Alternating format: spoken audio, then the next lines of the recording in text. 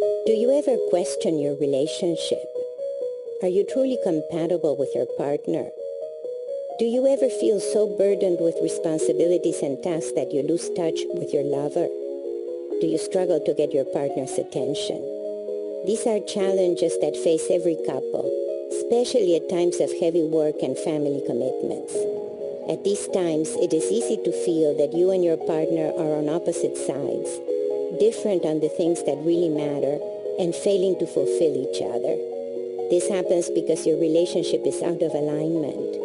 You and your partner have lost touch on your priorities, your future, how to spend your time, and how to give each other what you really want.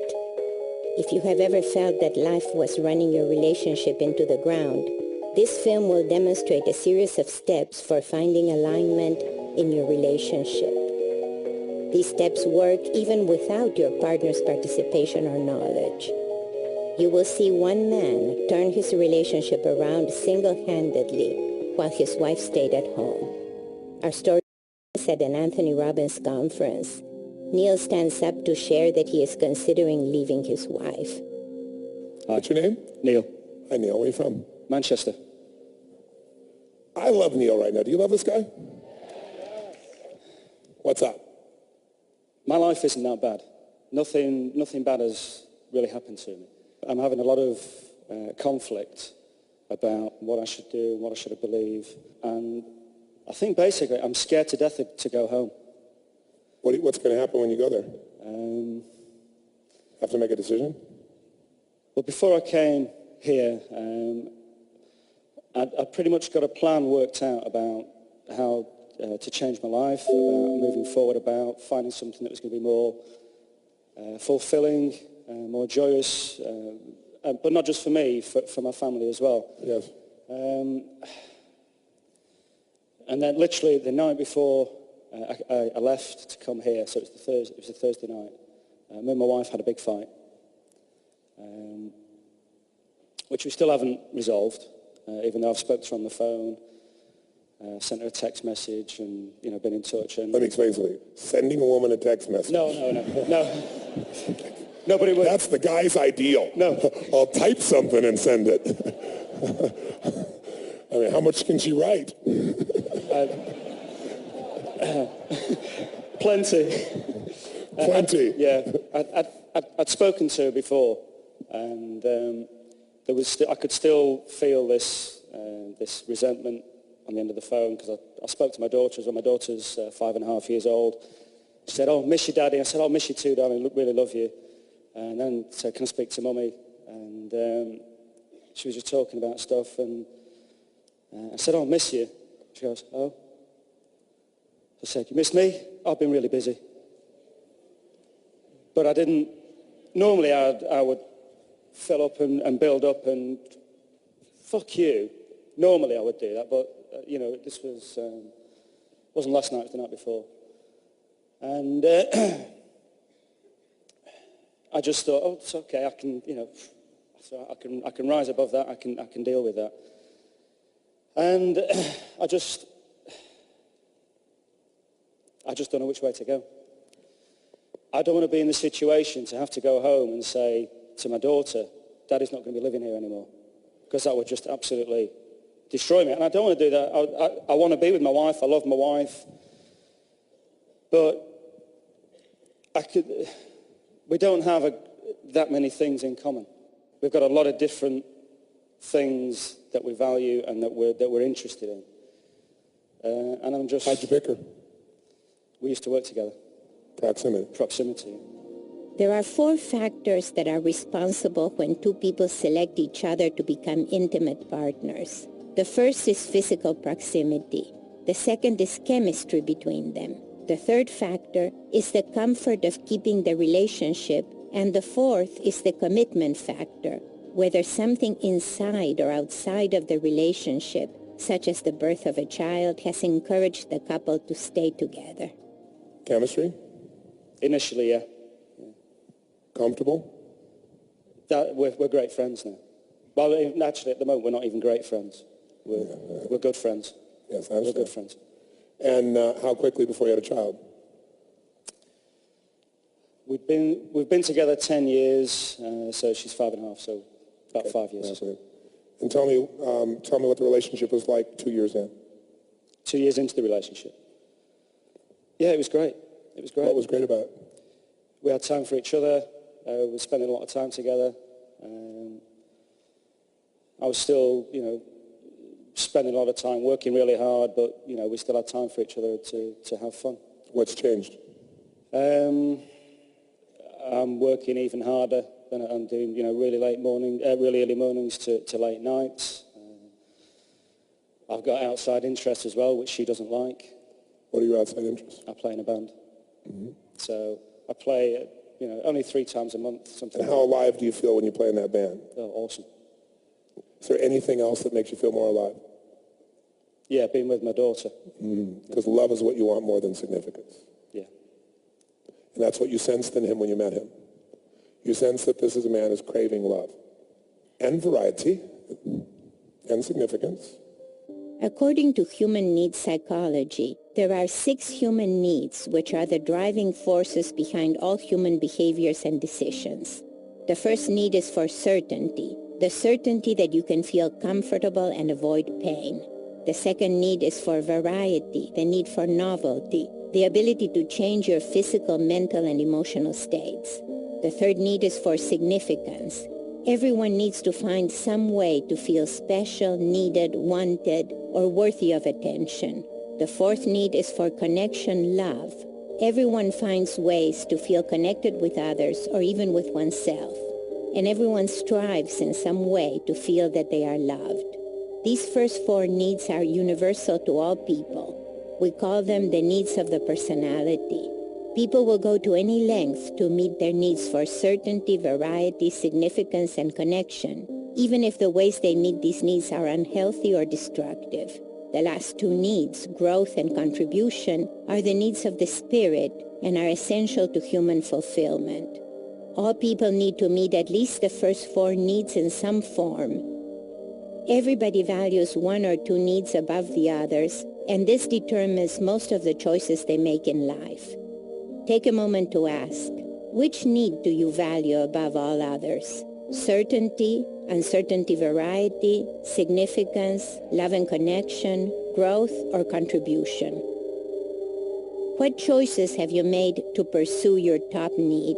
The 6 human needs will be a key concept in understanding Neil's attempts to find happiness in his relationship and as an individual. Tony will now trace the ways in which Neil meets his needs and why these are important to him.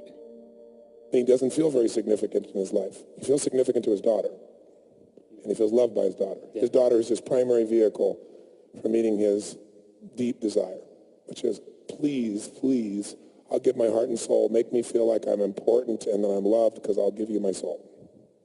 True or false? True.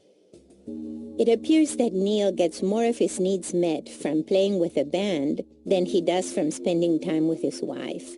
This is a sign of trouble. In many marriages, there is an outside interest, a hobby, a friendship, a career, or a habit that is very important to one of the partners. In some cases, it can become so important that the other partner begins to feel jealous, to compete with it, or try to control it. Now take a moment to ask yourself, if there were an outside interest that led to discomfort in your relationship, what would it be? Would it be something that you do or have, or something that your partner does? What needs are met by this special interest? If you like, take a moment to write your answer. When you're in the band, you get energy, don't you? Oh, yeah. You also get sexual energy, don't you? I wouldn't have thought of it like that, no. I know you wouldn't have, because it would be inconsistent with your identity, because you're a very good boy. Aren't you? Most of the time. Did you feel the state change in him when he did that? How many felt that little darkness just for a second there? Now that darkness when he did it right then, he had a mixture of feelings. Like a part of it like, yeah, you son of a bitch. And part of it like, yeah, I am. You see that? That's part of him too. That's a part of him he doesn't let show up even to himself enough, because he's made that part wrong, because he's a good boy. But he's not. Nobody's all good boy. If they were, then only part of him would be alive. Everyone has an emotional spectrum that includes dark emotions, such as sexual desire, defiance, and aggression, as well as light emotions, such as loyalty, understanding, and service to others. Dark emotions tend to involve power, willfulness, and risk-taking. Light emotions involve interpersonal cooperation, consideration, and loyalty. Both light and dark have their place in passionate intimacy. A foundation of light emotions, consideration, and commitment is essential to make a relationship work. However, some dark expression, a sense of uncertainty, risk-taking, and the expression of secret desires is important to sustaining passion. Tony suspects that something in the relationship is preventing Neil from expressing his dark side with his wife. And so while he is a good boy at home, he goes to the band to be a bad boy. Now take a moment to ask yourself, what kinds of risks do you allow to take place in your relationship? Do you go elsewhere to find challenge, risk, and uncertainty? Do you expect each other to be only light and good, or do you let each other be risky and dark? What kinds of risks do you encourage in your partner? Tony will now ask Neil to evaluate how the band meets his needs. What instrument do you play? Guitar. Guitar. Tell me what it feels like when you play the guitar. Look at that. He don't even go there. It's already there, right? He knows before I even say it. What did you just feel? What did you just think? It's astonishing, really is. Yeah, astonishing. That's a great word. So he has this astonishing sense. And by the way, how significant do you feel when you're playing in the band? Truthfully, 0 to 10. It's like being a god. It's like being a god. Yeah. And when you go home with your wife, how significant do you feel? 0 to 10, is there a minus category? Minus 10, where would you put it? Being fair, it's probably about a 1 to 2 sometimes. Being fair, it's a 1 to 2. Yeah. Okay, so you feel a 1 to 2. When you're in the band, how connected do you feel to the music, to your mates, to the audience? 0 to 10? 10. 10. Yeah. And when you're home, how connected do you feel to your wife? Truthfully, 0 to 10. Most of the time, 2 to 3 sometimes. 2 to 3. And when you're in the band, how certain are you that you're the God? That you can just take the room, you can make it happen, you can shift it all? 0 to 10. What would you say? 10. And at home, how certain are you that you can light your wife up, make her happy? Look at that look. Right now, I would say, again, about a 3, 4. Most of the time, what do you feel truthfully these days? These days, about a 3. About a 3. Okay, so we got certainty at a 10, significance at levels of gods, connection and love at a 10, okay, and then we got 2 at certainty, or 3 at certainty, 2 at significance, 1 or 2, 1 or 2 at connection. Variety. When you're in the band and the moment's happening, what's a sense of variety in what you could do or what you might do, what anybody might do in that moment? 0 to 10. 10. 10. When you go home, be with your wife, what's your sense of variety? 0 to 10. Variety, about 3, probably. About a 3. And when you're in the band and you guys go out all the time, are you guys trying to take things to another level constantly? Yeah. Yeah. 0 to 10, what's the level of growth of being in that band and figuring shit out? 10. And not what you could grow, but when you go home, how much growth do you associate to your relationship right now? It's going backwards. It's going backwards. It's minus. It's a minus.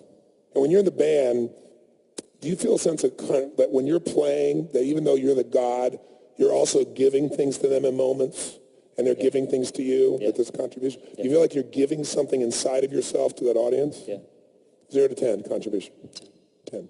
When you go home and you're with your wife, not intellectually, but what you feel, how much contribution do you feel? To my wife or to the home? Well, okay, tell me your wife first. Did you guys see how he chunked that? Interesting. Because he needs to feel like contribution, so he's now shifting context. No, stay with your wife. Okay. I know it doesn't sound good. Just say what it is. Probably a 2. Probably a 2. When one area of your life meets all of your needs at high levels, and another area of your life meets your needs at very low levels, where are you likely to spend most of your time?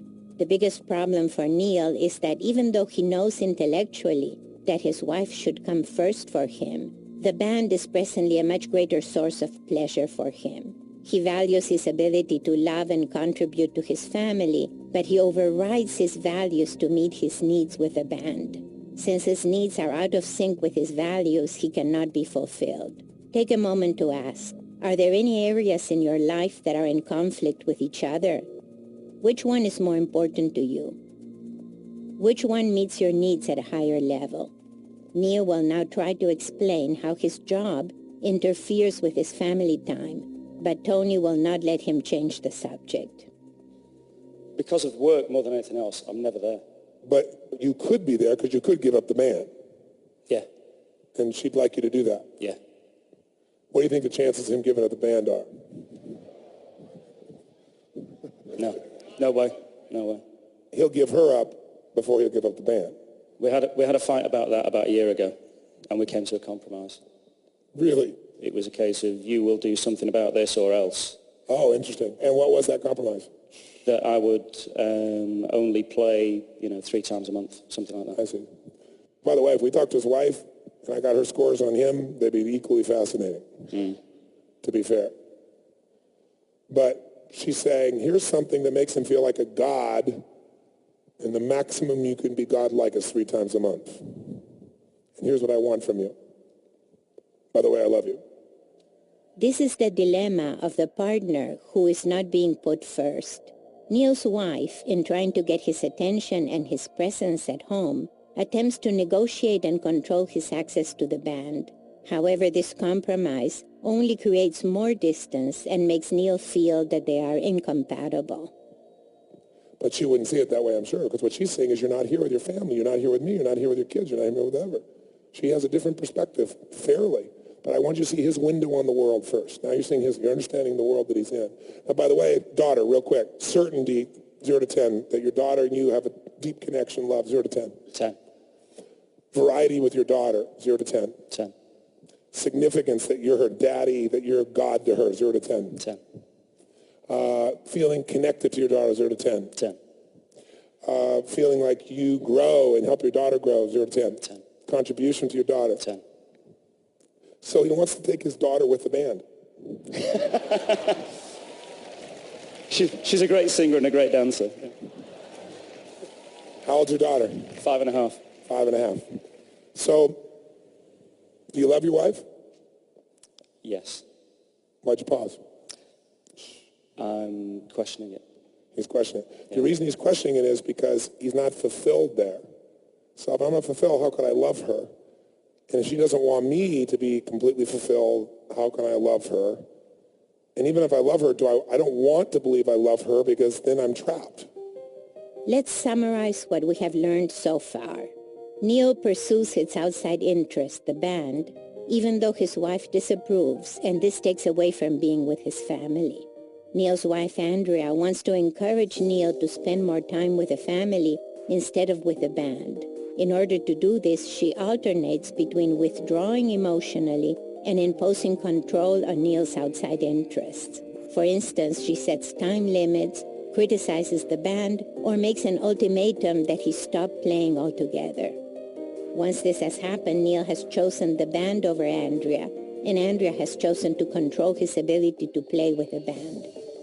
What kind of options do they have now? If Neil chooses the band over Andrea, this will create a lasting conflict in the marriage. On the other hand, if he were to comply with Andrea's wishes to stop playing with the band, then he would feel that he has given in to someone who doesn't understand his needs. It would be difficult for him to feel enthusiastic about her, and it would be difficult for her to meet his needs if she cannot give him what he wants most. Andrea's options at this point are difficult as well. She can either watch Neil choose the band against her wishes or see Neil complying unhappily with her control. She's likely to feel that Neil would rather be playing with the band than spending time with her. This is made worse by the fact that Neil already seems to prefer his daughter's company. Clearly, this game can have no winners as long as Neil and Andrea are not on the same side about his outside interest. But how do they change that? Tony will begin by looking at the specific ways in which Neil meets his needs outside of the marriage. His daughter gives him some of that masculine. It gives him the light masculine, serving. But his band gives him the dark masculine, and he wants both to feel alive. Now, your wife, light or dark? Light. Did you see his face? Light. Not only light, but kind of bitchy light right now for you, right? Yeah. But you know she's light. Yeah. That's one of the reasons you don't stay mad at her. No. Because you know her intentions are good. Yeah. And you know you have been up. Yeah. That makes it harder. Because if you hadn't been up, you could make a clearer decision. And you are responsible. And you haven't been there in every way you could be. No. And you really haven't done your full part. And you are out in the band while she's back with the kid and dealing with shit that she doesn't like. And you know that. This is the typical scenario for couples with young children, where often one parent has heavy child-rearing duties while the other has heavy responsibilities as a provider. Under the strain of these duties, many relationships become mostly light, based on loyalty and cooperation, but lacking excitement, variety, and darkness. Think of it this way. Andrea wants to control and influence Neil. She expresses that in a light way by appealing to his loyalty, his commitments, their togetherness. However, there is another way to influence your partner, by appealing to their darkness, through seduction, playful provocation, and by acting on fantasies. Andrea probably would have been more effective at influencing Neil if she had chosen to appeal to his bad boy side. Instead of trying to control or influence him by complaining or picking a fight, she could try to influence him by seducing him. On the other hand, Neil probably could have reassured Andrea about his band playing if he had given her some of his bad boy energy before and after playing with a band. Now take a moment. Think of something you would like your partner to do. Do you ask them to do it? If so, how do you ask? Has your communication been effective? Have you been asking in a light way or in a dark way? What would happen if you were to ask for the same thing by appealing to your partner as a bad boy or a bad girl? Can you think of appealing to your partner in a way that may surprise them, but which they would probably appreciate? Well, a band member would know what to do, but that would be a different decision than a father would make, and certainly a different decision than a good boy would make. But a man would make another decision. What's a to do? And I'm going home soon. It said do a concert at home, but she hates the music. Oh, no, she doesn't. She does. No, she doesn't. What does she hate? Tell me what she hates. No, she really does not like rock music. Never has, or she doesn't like it now? Never has. So when you guys first met, what music did you listen to? Well, the weird thing was as well, I had, the long hair and... You had long hair? I had the long hair and the... So were you a bad boy when she met you? Oh, yeah. Oh, yeah. Yeah. Oh, yeah. And now you're just this little good boy pussy. Cut the hair. Cut the hair off. Got responsible, shaved. Got a good job. I had a good job anyway. Yeah, had a good job. Well, I didn't keep... Look, he's got pride. Had a good job, but I don't have it anymore. So what took you from bad boy to good boy? You were always a good boy, too. Yeah, but I've always been a bad boy as well. I know, but that's not what I asked. I said, you've always been a good boy, too, haven't you? Yeah. In fact, this is not a new fight for you. You got that right. That's why I liked you from the moment I met you. I understand that battle. Because you want to do the right thing, but you want to be free. Yeah. And the easy choice would be to leave your wife. Yeah, it would be. Yeah. Even though it's also hard. Because you want to feel alive, because it feels dead not to be everything you are. And it also feels insane to have to fight when you're really trying to serve and all you're asking for is the space to have that other part of you be alive. If you just give me enough space to keep that alive and not make it wrong and just love me a bit and understand I love you, I'd be here forever. All I want's a little bit of connection and a little bit of significance, that I am doing all these things, and that my intent is pure. How far off am I? Bang on. This is the position of the provider, who nevertheless wants to be able to pursue his or her outside interests. It seems that what Neil is asking for is only fair, but there is something that he's not understanding about his wife's perspective. Well, if I asked your wife, what's her name? Andrea. If I asked Andrea, score Neil for me, how significant does he make you feel? Let's do that. I want to switch hats. You're in her body right now. Mm-hmm. And I'm asking you, Andrea, tell me about Neil over there on the screen. Tell me, how significant does he make you feel, 0 to 10? You know, when he leaves, never comes home, makes the band more important than you are. He knows how you hate that rock music and he wants to go play it anyway. Maybe a 3. 3. Does he love you? Yes. He does. How loved do you feel, though, these days, 0 to 10 by him? 3. 3. And how certain are you that he's going to stay and love you? 8 or 9. 8 or 9. How certain do you feel, though, in moments about that? I think an 8. You're thinking as yourself right now. How many ladies agree with me? Raise your hand. This is where you're deluded. Putting yourself in your partner's place can be difficult because if you do it right, you may encounter a thought, feeling, or possibility that you do not want to acknowledge. Neil's delusion is that he imagines that his wife feels stability in the relationship even though they are fighting and even though he has been thinking about leaving her. Take a moment to ask, what are the needs that you are not meeting for your partner? How would your partner score your ability to meet his or her needs for certainty, variety, significance, connection, love, growth, and contribution? How has your partner been asking you to meet these needs? She projects that because if she were to project anything else, she thinks she might get some ideas. Think it might be acceptable. She don't want you to get any ideas. If I show any weakness, like I'd even consider that, then you might consider it. No way I'm going to show you that. Let's say it isn't it. How much variety does he bring home to you? Surprise, triggers, desires, playfulness you don't expect to serve you, to light you up. 0 to 10. 5. 5. So we got a 5 on variety, an 8 on certainty, a 3 on love, 3 on significance. How much are you guys growing together? None. 0? 0. How much do you feel like he's trying to contribute to you? From your perspective, Andrea. Probably a none. Pardon me? Probably 0. Probably 0.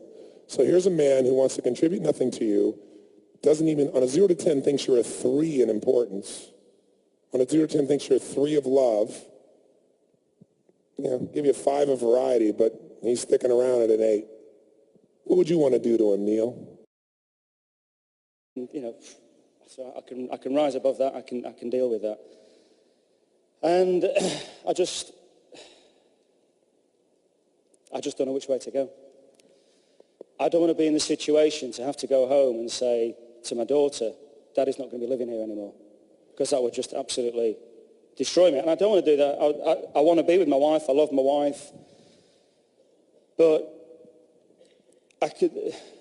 we don't have that many things in common. We've got a lot of different things that we value and that we're interested in. And I'm just... How'd you pick her? We used to work together. Proximity. There are 4 factors that are responsible when 2 people select each other to become intimate partners. The first is physical proximity. The second is chemistry between them. How much can she write? Plenty. Plenty. Yeah. I'd spoken to her before, and I could still feel this resentment on the end of the phone, because I spoke to my daughters when my daughter's 5.5 years old. She said, "Oh, miss you, Daddy." I said, "Oh, miss you too, darling. Really love you." And then said, "Can I speak to Mummy?" And she was just talking about stuff, and I said, "Oh, miss you." She goes, "Oh." I said, "You miss me?" "I've been really busy." but I didn't. Normally, I would fill up and build up and fuck you. Normally, I would do that, but you know, this wasn't last night; it was the night before, and I just thought, oh, it's okay. I can. You have ever felt that life was running your relationship into the ground? This film will demonstrate a series of steps for finding alignment in your relationship. These steps work even without your partner's participation or knowledge. You will see one man turn his relationship around single-handedly while his wife stayed at home. Our story is at an Anthony Robbins conference. Neil stands up to share that he is considering leaving his wife. Hi. What's your name? Neil. Hi, Neil. Where are you from? Manchester. I love Neil right now. Do you love this guy? What's up? My life isn't that bad. Nothing bad has really happened to me. I'm having a lot of conflict about what I should do and what I should believe. And I think basically I'm scared to death to go home.